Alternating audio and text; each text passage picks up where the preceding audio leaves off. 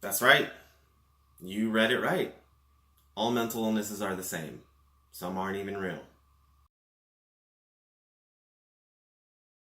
These and many other myths are real statements and arguments still made to this day by medical health professionals surrounding mental illness in honor of Mental Health Awareness Month.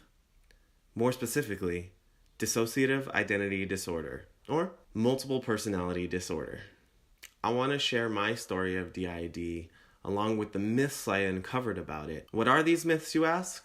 Let's find out. 1. D.I.D. isn't real. It's an excuse. It's made up. When in fact, it was officially recognized in the 1980 release of the Diagnostic Statistical Manual of Mental Disorders.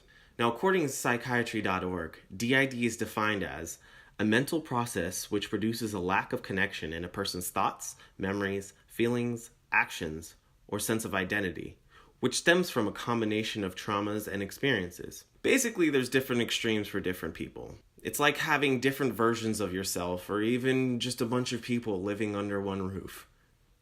Your head. You get kind of crowded in there. And all of this is basically a coping mechanism. You're left with some amnesia, depending on the extreme, to complete amnesia, which can be scary at times. It makes it hard to film. Because I can switch a personality and one personality will forget what the other one was saying. Or I'll forget something that personality had made plans for way down the road. But I digress. 2. It's just a personality disorder. Everyone has it. MedlinePlus.gov says a personality disorder is a constant fixed pattern of feeling and behavior over time, usually developing in early adulthood. It involves extreme emotional responses and patterns of behavior, which makes it hard for the person with the disorder to have a stable relationship or even function in society. In contrast, D.I.D., rather than extreme emotional reactions to the world, those with D.I.D. lose contact with themselves, their memories, their sense of identity, emotions, and even behavior. Whenever I'm mentioning it to people or even trying to explain, it leaves people feeling like they have it. That is until I start talking to myself. I come across this a lot, which brings me to the next myth. 3. It's the same as schizophrenia. The National Institute of Health.gov says schizophrenia is a psychotic illness which brings on delusions, hallucinations, paranoia, disorganized thoughts, speech, movements, and even social withdrawal. Those with D.I.D. are not delusional or hallucinating their alters. Individuals may experience some symptoms related to psychosis, like hearing voices, but it's different than schizophrenia. I know for me personally, I can hear my alters in my head. My other personalities are talking all the time, whether they're working on a future project, or they're helping me with something that's happening right then, or they're making up a song at the most inappropriate of times. I mean, I'll be sitting there having a conversation with somebody who's pouring their heart out about somebody they just loved or lost, and saying how much they love them and how much, they can never live without them. And then I'll have a personality in my head singing, "What's love got to do with it? What's love but a second-hand emotion?" Just like the whole time while I'm sitting there. And I have to keep a straight face and not laugh at the ridiculousness happening inside my head. It's ridiculous. 4. This next myth always gets posed in the form of a question. Like, oh, are your other personality shifts obvious or extreme?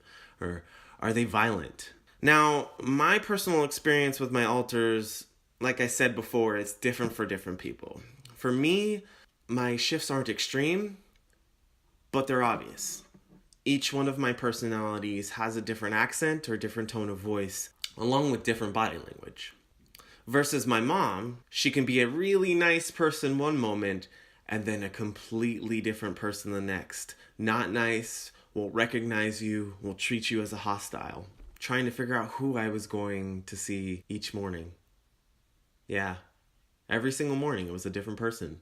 I could have fun mom, I could have mad mom, I could have sad mom, I could have a childlike mom, which was super fun to have around when you're a kid. So if your parent is acting like a child with you, oh dude, there's so much fun you can have. It's crazy. Usually shifting in front of people goes unnoticed. If you're a passerby on the street, you wouldn't really notice a shift. As opposed to if you're my friend and you see me every single day, you'll see my shifts. They're subtle sometimes. Without the accents, my shifts are subtle. You could see it in my face. You'll see it in my demeanor. My whole body will change its chemistry to look how I feel or fit who I am. Hollywood actually plays a big part in these myths. From A Beautiful Mind to Psycho to Fight Club, Split, and even Deadpool. For those who know, he actually is a character with multiple personalities. Hollywood tends to hurt those that are struggling.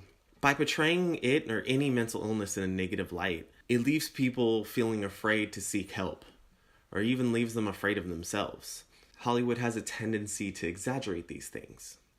Now, don't get me wrong, there are some accuracies to this. Split. M. Night Shyamalan actually did research on D.I.D. to make sure that he hit all the markers that were true. He took what was proven and what was true and all the questions that were answered and wanted to expand upon that and ask the unknown questions. Like, can personalities be implemented? Are there supernatural extremes? Those types of things, which makes for good theater. And can they be violent? Some. No more than anyone else could be violent. Alters exist as a coping mechanism for the traumatic experiences that they've had. There's no such thing as an evil alter. They're more likely to be re-traumatized and experience abuse and violence. After much digging, I did find that there are criminal cases where the suspect has D.I.D. There was a case in 1978, Billy Milligan. He actually had 24 personalities and was charged with rape, aggravated robbery, and kidnapping. Now, they discovered he had multiple personalities when the police came to question him. They realized that each time they talked to him, it seemed like they were talking to a different person, which gave it away. People will say many crazy things about what they don't fully understand. Like, no, it isn't real, or no, everyone has it, or it's the same as this, isn't it? Which is ridiculous. Or, oh, I'm afraid of you, I don't want to be around you, it'll be violent. When we learn that that isn't true. All mental illnesses are not the same. If any of what I said and did here today made you feel any type of way, go ahead and hit that like button. If you like what I'm doing here and you want to see more, hit that subscribe button. Make sure you ring the bell. I've got tons of new content on the way. Make sure you keep your eye out. Peace and love. That's how it feels. Not sure how. Probably just go up to your door. Ding dong.